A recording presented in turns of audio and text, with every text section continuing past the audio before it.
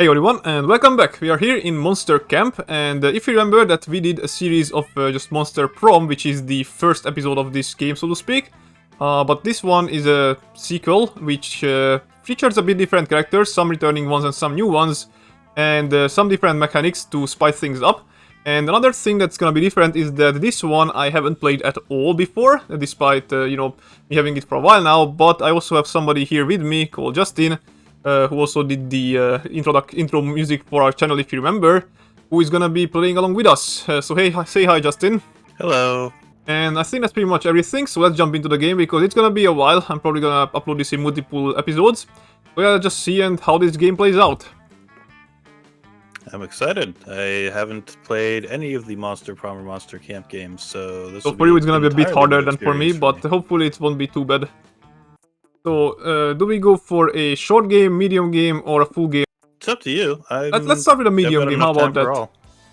Okay. Seems like a good medium option. Yep, exactly. I just hope that unlike in the first episode of this game, where only the full length game could give you specific endings, this one is not gonna be so restrictive with that. Anyway, Camp Spooky, the stage of some of our dearest summers. Back then we were young and unafraid. This is still same thing as the previous game's intro. It's cool far away, everything seemed possible as the sun embraced us on our way to the camp. Summer has that distinct power, doesn't it? You live for the days while the nights inebriate you with possibilities. I don't know what that word means, but I can sort of guess. It's like life could take a turn at every corner. And for us, it did. Okay, and here it is, choosing characters. Am I player 1? I think I am, yeah. Yep. Okay, I think I went to my first playthrough with the green guy, whom I forgot the name of, but yeah, I'm gonna... Brian, yeah, that's the name, sorry. It's there. It's gonna be Gary. Where is... There it is, Gary. Okay. And, oh, I can actually put stuff in my backpack, huh? That's a new feature that wasn't here in the previous game. I wonder if they give you certain perks. Probably. I mean, I'm an artist, so I'm definitely picking my sketchbook. It's okay. So this is how you sort of set up your own character to be like. So I'm creative. That's good. Best friends forever bracelet kit, lemonade ducky mac. What is this? North facing Lemonade moss, flashback light, Scotch snacks, pocket therapist, marshmallows with bones, and then magic mirror. Pocket therapist you can never really go bad with, I think, so let's go with that as well. And so it's always handy to have someone to consult on the go. Oh yeah, of course, you're right about that. Alright, then let's just not waste any more. I'm gonna take this lemonade dakimakura because in summer you always need lemonade, even in any form of on order. Alright, who are you? Let's see. I think I'm gonna go with... I think I identify more with the guy shyly clutching his backpack and looking around nervously. Probably. You can put a custom name in and just be Justin. Alright. Oh, you got different things to take. Selection. Yeah. So let's see. Got a ukulele, which I guess I'll go with, being a musician. Yep, that fits you alright. Canned brain, instant post camera. Very strong insect repellent, swole floaties. Oh man, that's great. Satanist kit. I also get a BFF bracelet kit, but I think I'm gonna go with the insect eradicator since summer camp. Yeah, I mean that would have been my choice for sure as well. And I can swim just fine, so I'm kind of curious as to what's in the Satanist kit. So I'm gonna go with that. Well, I guess we'll see. One might say that Monster Prom had hardened us on the heights and lows of lives. But no, in love we are always absolute beginners. Because of course. The summer camp was no different. No one talked about it, but the idea of summer love loomed over our heads. This is how it is. Close to the last days of camp, there was a meteor shower happening just 3 weeks away. Everyone knew that if you were into someone, you were going to watch that damn thing together. I thought we were gonna have to match up before we all inevitably die or something, but this is fine as well. And so a silent yet powerful pressure invaded us. It was the Monster Prom all over again. Everything seemed uncertain, everything but one thing. Whoever we were asking on a meteor shower date it was probably going to be one of the 6 coolest people on that bus, which are Joe Johnson Jojima, 23, a badass witch who wanted to chill a bit after saving the world countless times. Understandable, have a nice day. Aravi Mishra, a hot-headed adventurer possessed by a curse who had turned out to be the most annoying roommate ever. And or she's a she, so keep that in mind. Calculaster Howlett Packard, who we already knew from the previous game, version 1.1. A library computer who had become a sentient robot ready to experience life to its fullest. Dahlia Aquino, a buff blue demon and warmonger who had set her sights on conquering summer next. Damien Levy, a fearless demon with a taste for destruction and a love of fire. And lastly but not least, Milo Belladonna, that's an interesting name. Death Reaper doubling as an internet influencer and who is profoundly in love with life and all its earthly pleasures. Fair enough. Oh man, he looks like an asshole. You already have your opinions on this, huh? The bus trip was long and the summer could be shaped by the first step well taken. Okay, and so it was clear, and all it came down to breaking the ice and causing a good impression with the right person. Fair enough. Time to break the ice. Okay, so we're already literally doing that. Besides finding love, what's your main goal at summer camp? This is my choice, so level up as a person. That's some RPG things. To be left alone just for once, to be very best at survival, to strengthen my relationship with Mascarpone, to improve my understanding of living things, to earn the all the Monster Scout badges. That's a good question. I'm actually probably gonna go for the last, simply because of the fact that I used to be in a sort of, I guess you could say, self-made tadpole scout camp, or what it's called, and we were all about badges. Like, you just had to get all the badges. You know, those were our rankings in the respectiveness and whatnot. I'm gonna go for the badges, I guess. What about you? I was actually in I was sort of in like a Boy Scouts type thing. Actually, it might have been the Boy Scouts, but we only ever did one activity, and we didn't get any badges for it, so it didn't actually turn out to really amount to much. Not that that stuff really ends up mattering later in life, but it was still a fun experience. I've already actually got a fair bit of survival training. The place I live happens to be very like forested and woodsy and all that, so I spent a lot of time outside doing like building fires and building shelters and that sounds actually water and that kind stuff. of cool. It was actually a lot of fun. And if I ever like am in a plane crash or something like that, then hopefully I'll have a slightly higher chance of not dying in the wilderness. There is a game called Long Dark, which is basically just that. You have a plane crash and you have to survive in like Alaska or something in the forest. So. Oh yeah, I think I've seen that actually. I'm gonna go with Left Alone is pretty tempting, but kind of runs contrary to the point of yeah, kind of another monster. So I'm gonna go with improving my understanding of living things. Very well. I'm going for. I didn't expect to have something or somebody that early on in the game roll up to me.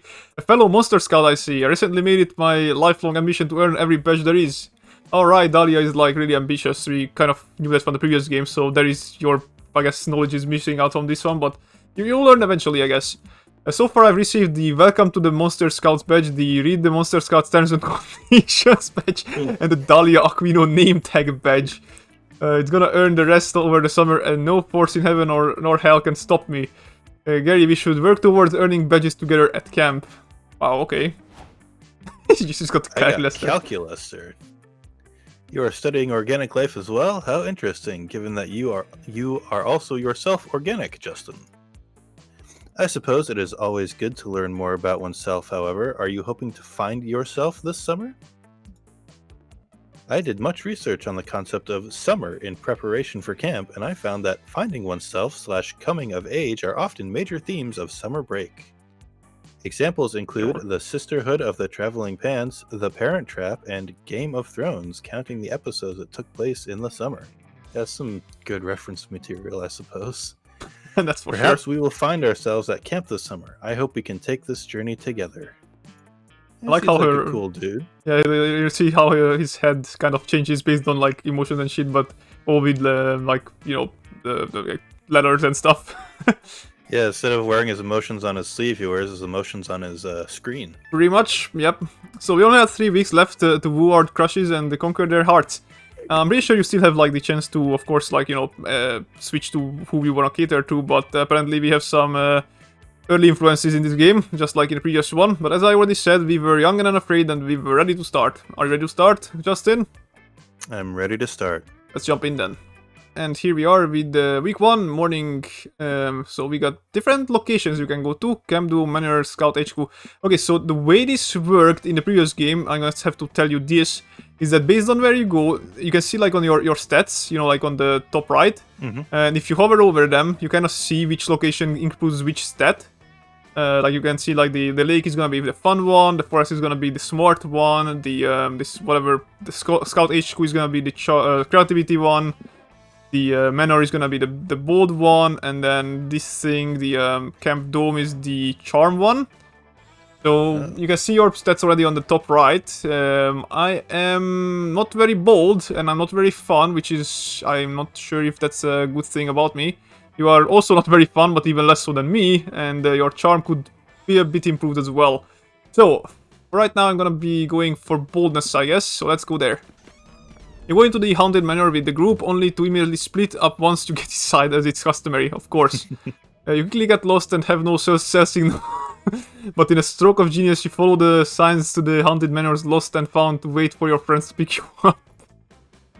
You find all sorts of cool lost knickknacks while you wait. Some bloody gloves, a haunted iPod, it only plays Thriller by Michael Jackson. A totally normal Furby that still manages to be the creepiest things in there. Oh, Furbies are so horrifying, man. I remember those back when I was young. Oh, man. Yeah, I think my sister had one. There's a cool guy on YouTube that actually made an organ out of like 150 Furbies. Oh, really? That's even more concerning. or It's a little bit off-putting, but it sounds interesting. I mean, anything sounds interesting until you actually see it on, you know, how it looks, but fine enough, I guess. Let's go on. At the bottom of the box, you even find 2 boldness. Okay, yoink. Who in their right mind would throw that away? Not me. Alright, what is happening here? You faintly hear what sounds like haunting classical music and murmured whispering. Par for the course at the HM, but then you hear a familiar anime scream. Okay, so we do have the sounds on after all. Ah, you're all idiots. We can't open our concert with a forgotten Tomb song, sorry. They are not cool at all. That's why we have been forgotten. Looks like your friends are in a room surrounded by Victorian ghosts having a party, and your friends look pretty freaked. Are they scared of ghosts? Okay, maybe you can be the female voices this time then. Sure. What? No, not at all. We have literal classmates who are ghosts, Gary. Oh, that's what. To the witching hour. You may remember that Damien, Dahlia, and I are all in a screamo band called Ventagram. Is it a reference to something? I can't tell. It's pretty fun. Shrieking semi-coherently into a microphone is actually a good way for me to relieve stress. Fortunately, it doesn't make for good music. Yep, that's death metal, pretty much. The problem is, these Victorian ghosts hired us for their annual temporary return from purgatory party here in the Haunted Manor, and we can't decide what to open with. Okay, so we're gonna have a decision, it looks like. This is going to make That is going to make... Oh, wait. I'm gonna be You the were male doing the male characters, yeah. characters. This is going to make or break the entire concert. The opening number is pretty much the only song anyone will be sober enough to listen to. Fair enough. You can't help but inquire about the logic of spirits from the 1800s hiring a screamo band for their concert. Well, I don't think that they always liked screamo, but being condemned to an eternity of purgatorial torture tends to affect your aesthetic tastes. These sound effects are weird. Yeah, have some fucking compassion, noob. Anyway, back to business. I agree with Damien. No forgotten tomb cover. The best screamo cover is obviously "Dangerous Woman" by Ariana Grande. Okay, that's definitely a thing I know about as well. Typical. Dahlia, just because you scream the lyrics to Ariana Grande songs doesn't make them screamo. Fucking metal. Agreed, let's do Your Makeup is Terrible by Alaska Thunder. Fuck. At least 6 of the words in that song are like my entire vocabulary. There you go. Neither of you know what you're talking about. I'm the lead singer, damn it. I get to decide what songs we do. Oh, okay. So she's the one wearing the pants, huh? Ah, for Asserting this her dominance. conversation, yeah, it brings me watch. For this conversation, I'm getting the amp on fire. Damien, no, it's a rental.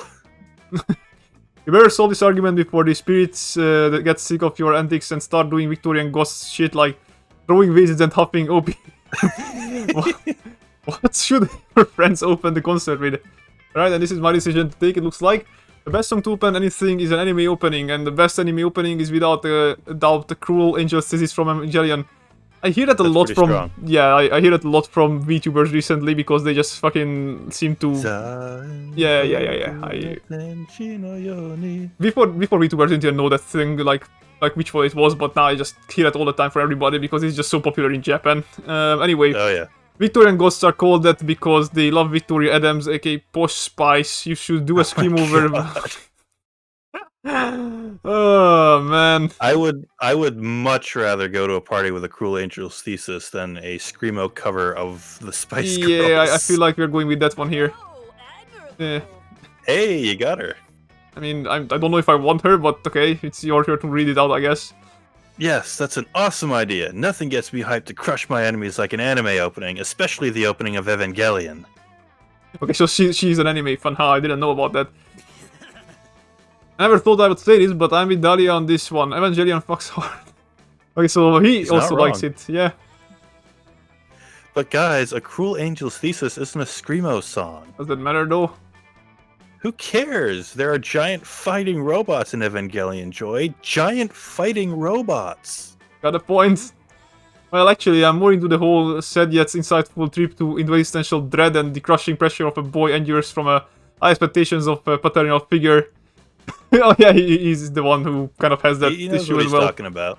Yeah, because you know he's like the son of the demon basically, so he does have parental Yeah, he's the drama issues. boy. Yeah, pretty much. But also, yeah, giant fighting robots. But Joy, stop. I don't think you heard us properly. Giant Oh, that's you. Fighting. robots. My goddess.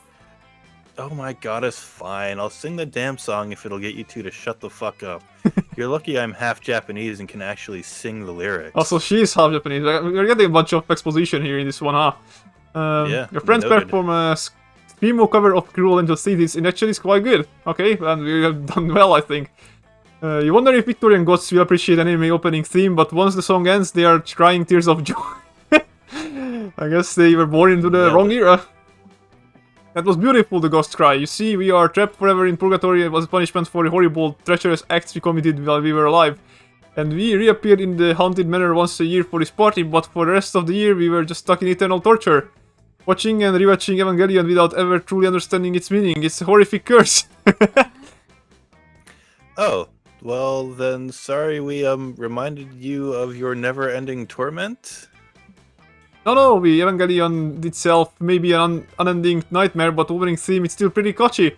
You could every cloud has a silver lining.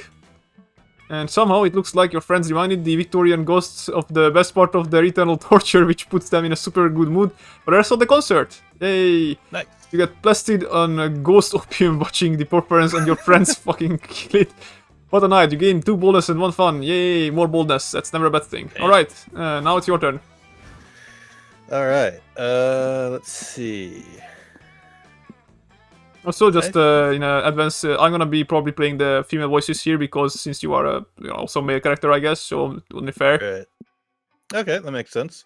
So if you want fun, you can kind of hover over the your card that's on the right side of the screen and then see which one is giving you fun and whatnot. Okay, I see it now. Let's see. I'm gonna go with. I'm gonna bump my charm up a little bit. I think. Alrighty. I also can't go to the haunted manor. Yeah, because since I you think you're can there right do now. yeah, Yes, I can do 2 at the same time. Got it. pretty much. Today at Camp Dome, the game is 7 Minutes in Heaven Extreme. You volunteer yourself as tribute for your camp. You put on some lip balm, ready for some hot kissing, but it seems you got the rules wrong. In 7 Minutes in Heaven Extreme, they straight up murder you and you need to stay in literal heaven for 7 minutes. Okay. That doesn't sound so bad. Well, apart from the whole dying thing. They stab you repeatedly. You're sure you're going to hell, but no. Heaven is beautiful, and it's all you've ever wanted. You want to stay, but they bring you back to life. Oh, cruel You are bastards. cheered by your teammates. But you will never be the same after being taken from heaven. You do look more heavenly, though, and that translates into +2 charm. Nice. Oh, Back at your tent, you spot Calculester fiddling with his ant farm. He's so tender with those small leggy bugs. Calculester, ready to camp. Oh, hello, friend Justin. I was just deriving useful insights about organic life from my ant terrarium.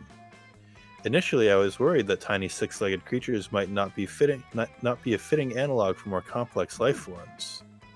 But friend Milo helpfully informed me that we are all tiny six-legged creatures where it counts. Concern averted. Anything for my ants. Lately, I have been focused on giving my little ants the happiest lives possible.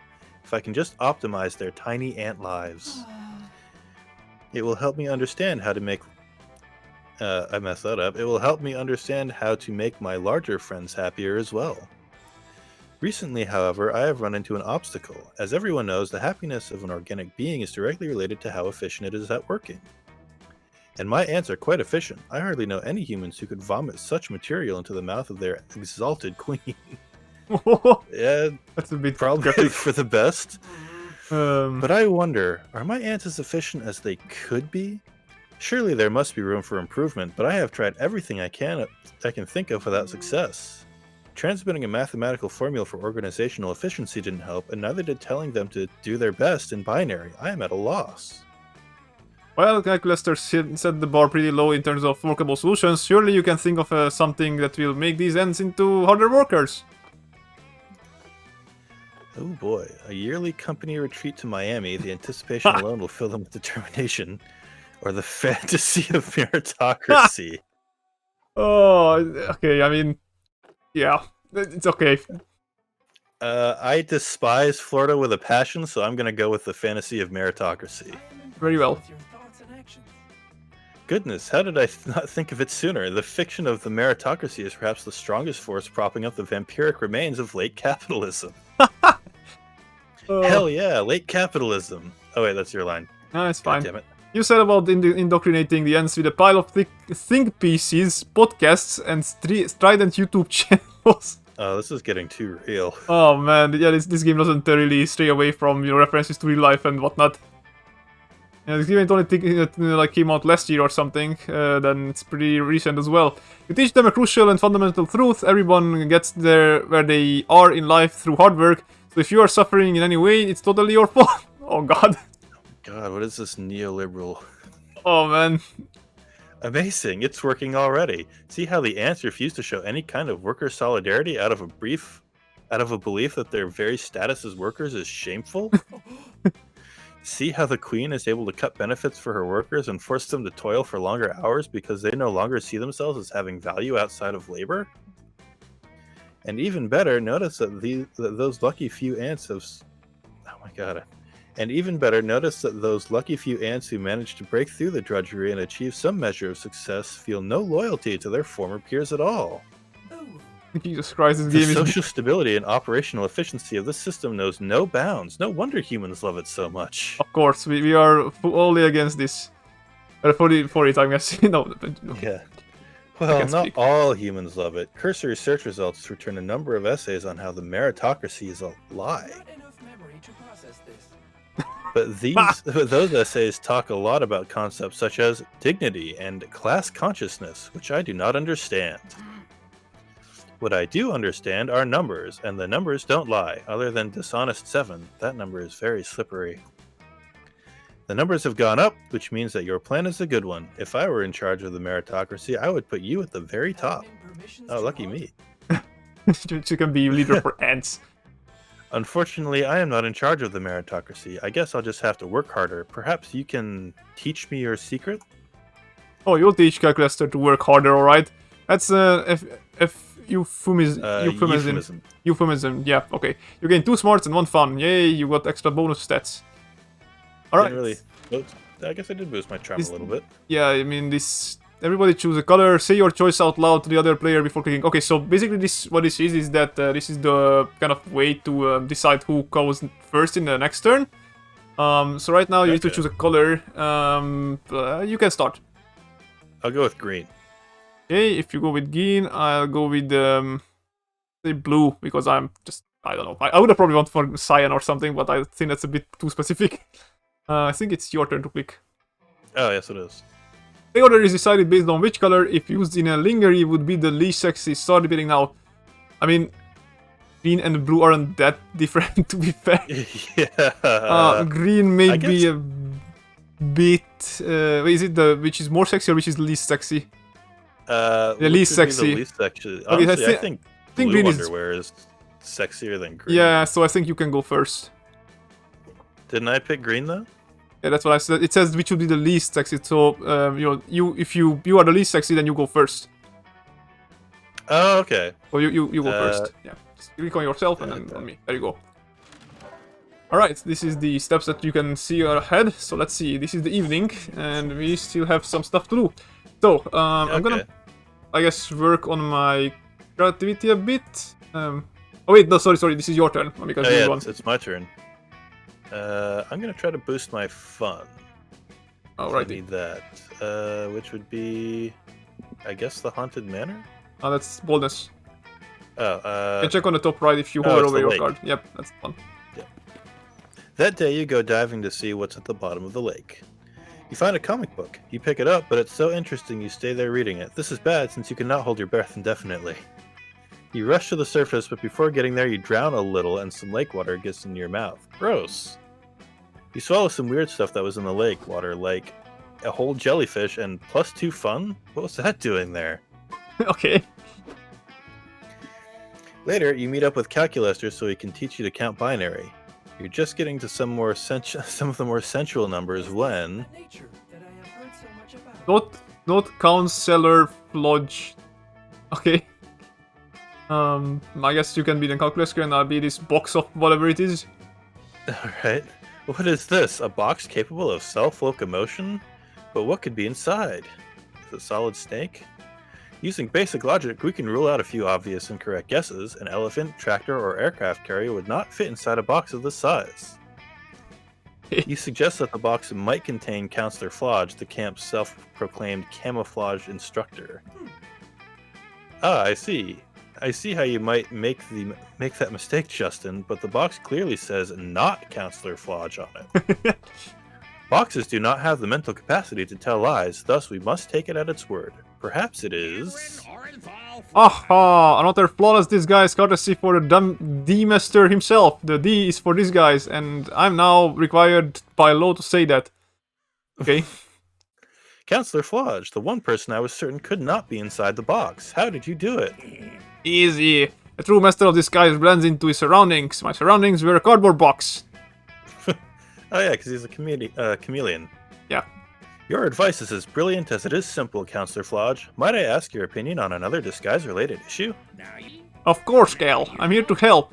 If I am even here at all. Excellent. For the entirety of my synthetic life, I have attempted to blend in with the organics around me. However, my attempts have consistently met with limited success. Do you have any tips for appearing more authentically alive?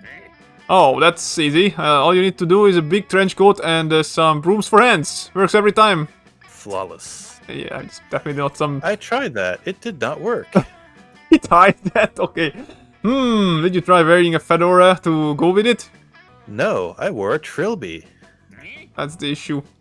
That's even more organic hat. I must say I'm stumped. Still, there must be something we could try. Counselor Flodge may not know how to properly disguise a computer, but you've got this in the bag. You chime in. Alright, then here's your options. There's a theory that all humans are within 6 degrees of separation from Kevin Bacon. Just get as close to him as possible. Fuck. You just need to pass the Turing test. I'll be your tutor. I'm an old pro at being organic. I mean, Why why didn't it suggest, like, get some captcha stuff sorted out? Ah, yes, the Turing test. Normally, I am quite good at standardized tests, but this one continues to elude me. But I'm building up my smarts a lot. It is even harder than the CAPTCHA test, and that one requires knowing which images There we contain go. bridges. Oh boy. A test? No sweat. Just do what I always do and disguise yourself as the answer key to the test. That's pretty smart. I mean, Thank you, guess so. Counselor Flodge, but I am not sure that is physically possible. I am going to try studying with Justin. I have never had a tutor before. You and Calculester find a secluded part of camp in which to study for the test. So, for question number 1, are you a robot? The right answer is yes, correct? Oh boy, you're in for a long day. You spend the next several hours teaching Calculester how to have loud opinions about classic cartoons, react badly to out-of-context tweets, and drunk text his ex. Oh man, Oh boy. that's pretty human. Yep, that's... What was Goodness, that sound? I had no idea being a human was so uncomfortable and sad. I am no longer sure I want to be one. That's That's okay. the spirit, you tell him. The most human thing of all is to not be one. Excellent, then I think I am ready. I will remember to bubble in the answers with my hands, and that the question about my charging time is a trap. You're so proud of your big robot boy. The two of you head down to the testing center. You even take the test alongside him for solidarity. Oh, that's sweet. You have to remind Calculester not to act so interested during the 1 hour of administrative preamble that precedes the test, but other than that, he does great. I did it, Justin. I finally passed the Turing test. I never knew lying could feel so good. This must be why organics do it so much. You Oh, can say that again. As for you, your test results tell you that you're a robot lover. You gain +2 fun and +1 smarts. And Oh. my alarm is going off, so I'll be right back. alrighty then.